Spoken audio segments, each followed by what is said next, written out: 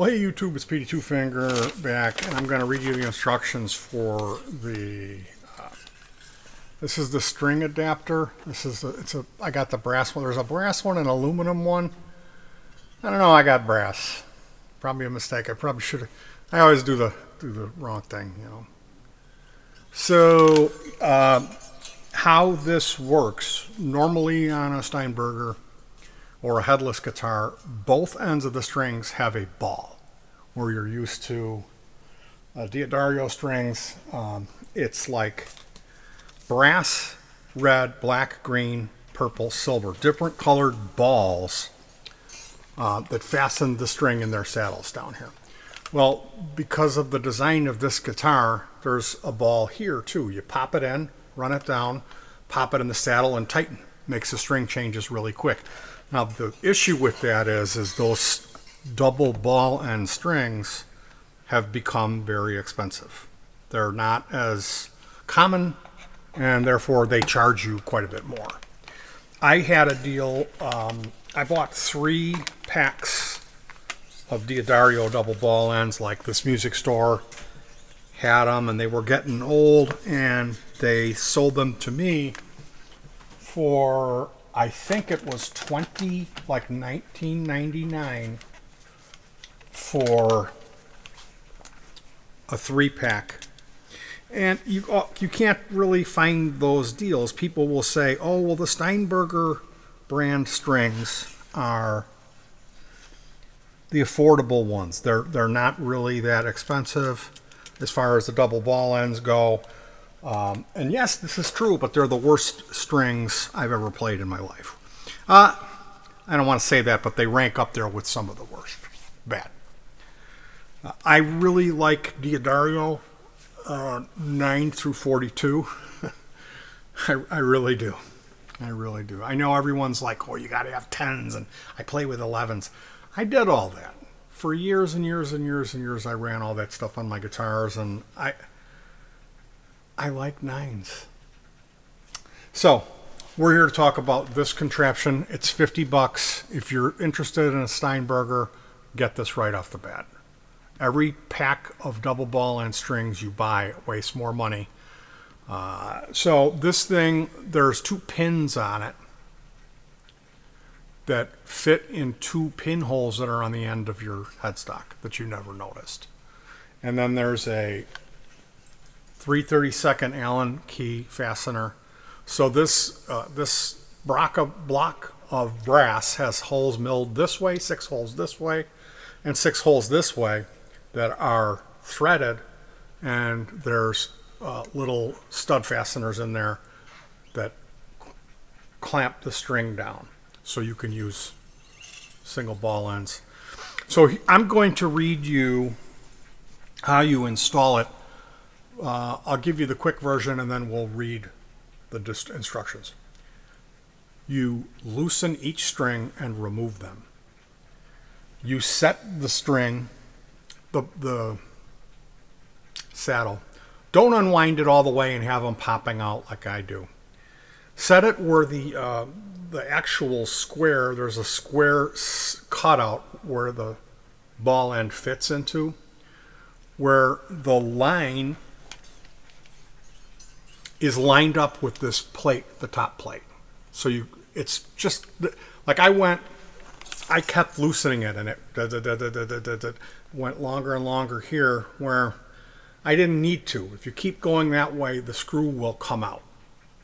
And then you have to, like, I was using a Q-tip that was cut off, pushing the saddle in and re-screwing the saddle adjuster.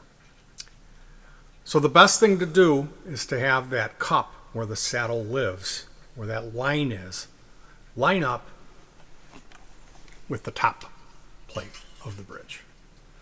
Then that way, when you pop the string in, you can go boop, boop, 2 or 3/4 turns, and it'll bring it back enough to where the string can't come out.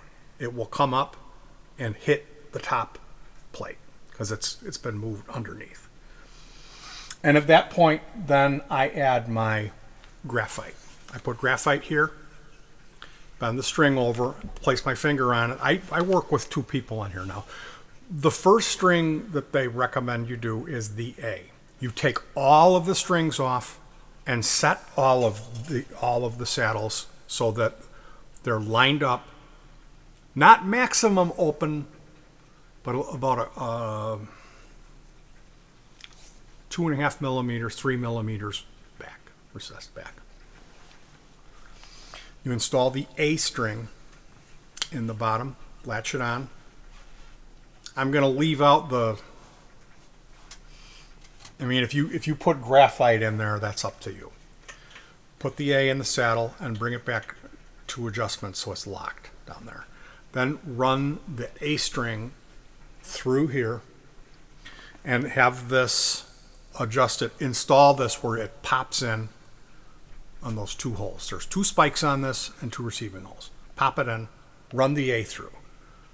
Then you put tension on it or pull the A string, and then use the Allen wrench. I used it up first and spun it to get it kind of tight.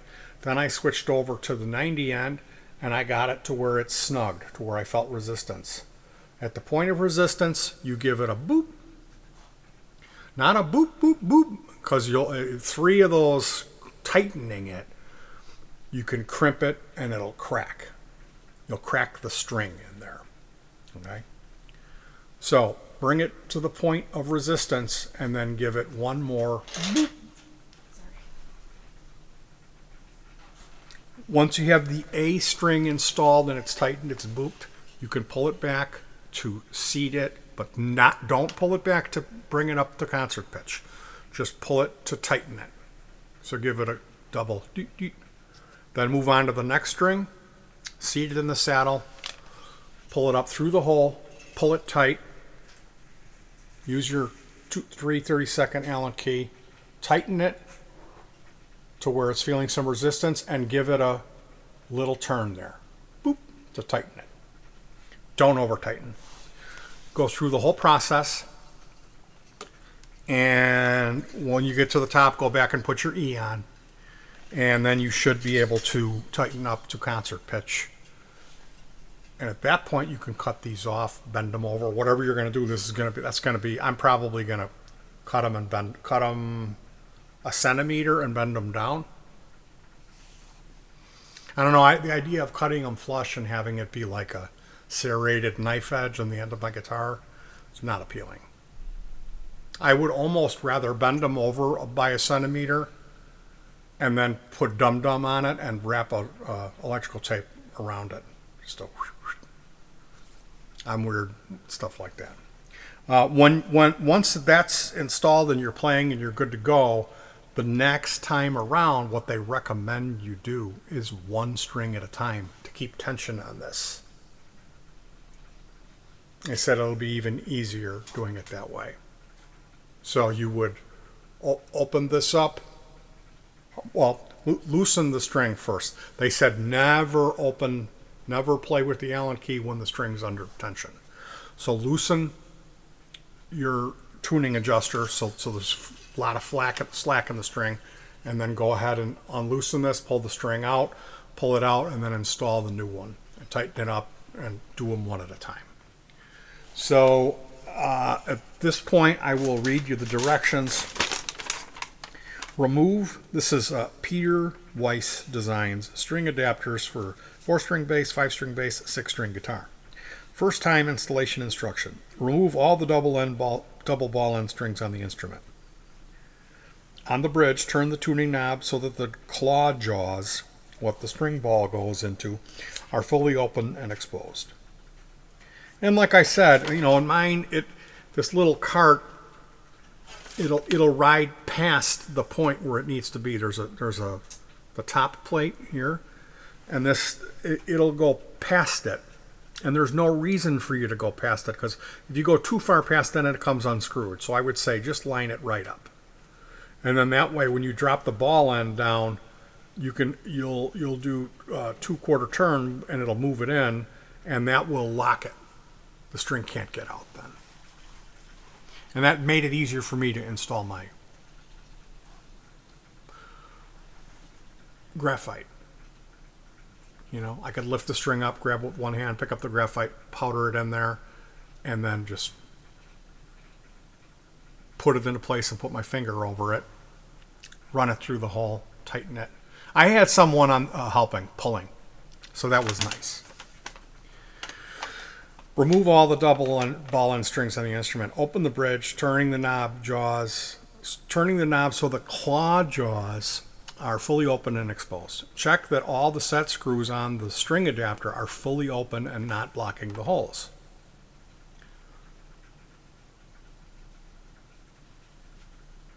String adapter set screws should be face up, or yeah, you got the guitar laying down, so those set screws are going to be face up. Those little pins are sticking this way, and they go into the. There's two little pinholes. I never noticed.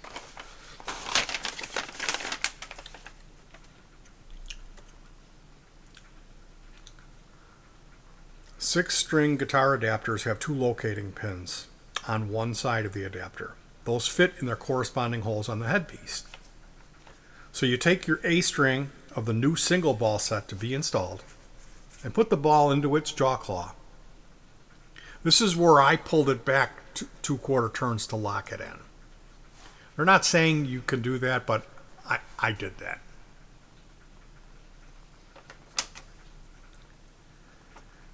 We'll see if I have enough. I think I will.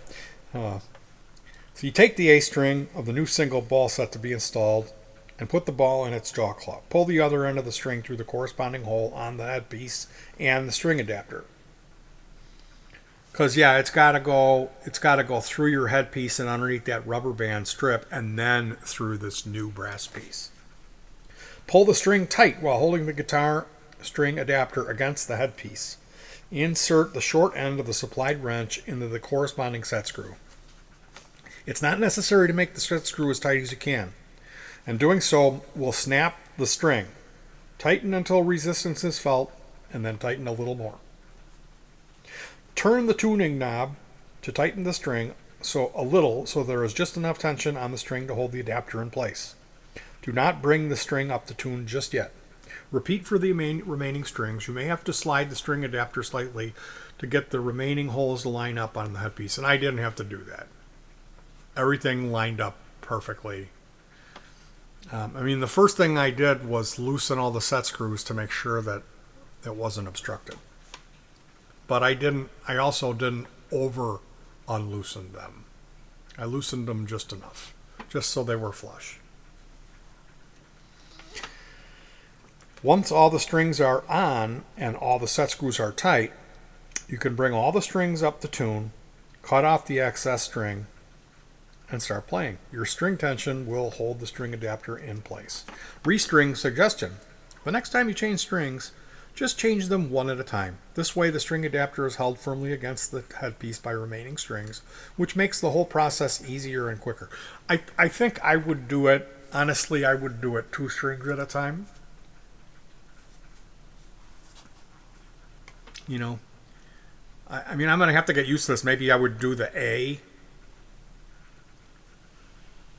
and then once that A is on there, do the E, and then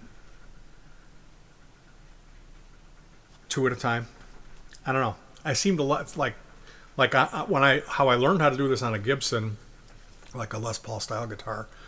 I started doing 2 strings at a time, and it was like, wow, that's a lot. That's a time saver.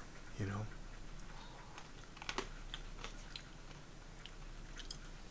The next time you change strings, try just 1 at a time. This way, the string adapter is held firmly against the headpiece by the remaining strings, which makes the entire process easier and quicker. Note, remember to always loosen the tuning machines first before loosening the set adapter screw.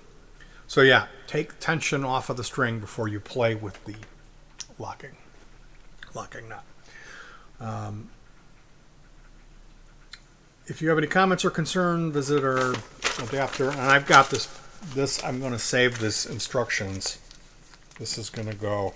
I've got like 3 sets of double ball end strings that I saved in case I break a string and I'm like, oh, then I could I don't know if you can mix and match. So That might be. I did read of a guy just getting a regular old locking nut, which can be found for fairly cheap, and using that instead of this. So if you're on a budget and you don't care about the end of your headstock, I mean that's what I would be concerned about is that going to mar or malform the headstock, actual headstock piece of the Steinberger. So now here I am. I'm going to be tuning up. I'll probably let you guys go simply because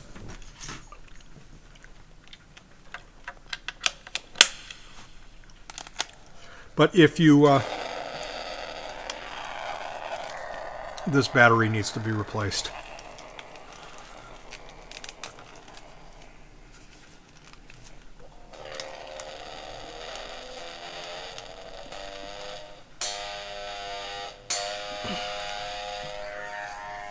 Anyway, yeah, I'll let you guys go. Enjoy your Steinberger Spirit. I mean, these guitars have their ups and their downs. I really like them. I got a good one. I read some people have said they've got these from the factory and they were terrible and they didn't stay in tune. Mine was good. I put different pickups in it, and I'm very happy with it. Now that I have this single ball end adapter, I'm even more happy. I live with chronic pain, which is no joke. My life sucks when it comes to dealing with pain because it's intense. My back is horrible, what I deal with. So that's the main reason I wanted one of these. But I always thought they were cool. You know, I think some people will look at a Steinberger or a Kiesler, one of those guitars, and go, "Oh man, I like that." Where other people will look at a Les Paul and go, "That's it," or a Strat, "That's it. I don't want that Steinberger." And I think at this point of the game, that's okay. You know what I mean? What works for you isn't always going to work for me. And as guitar players, we should keep an open mind and respect each other regardless, because at the end of the day, you close your eyes when you listen to the really good music, and it takes you to a different place. And these are the different and unique tools, along with our different and unique personalities, that make the world an interesting place to be. And it's very easy to become closed-minded and feel that you're at the center of the universe, but that ain't the case. You're just actually really insignificant. Even the most famous guitar players, at the end of the day, in 100 years, you know, how many of these guys are going to be remembered? All right, you guys, take care of yourselves. Enjoy music in whatever format that is, unless it's hip-hop or country. No, I'm kidding. Peace.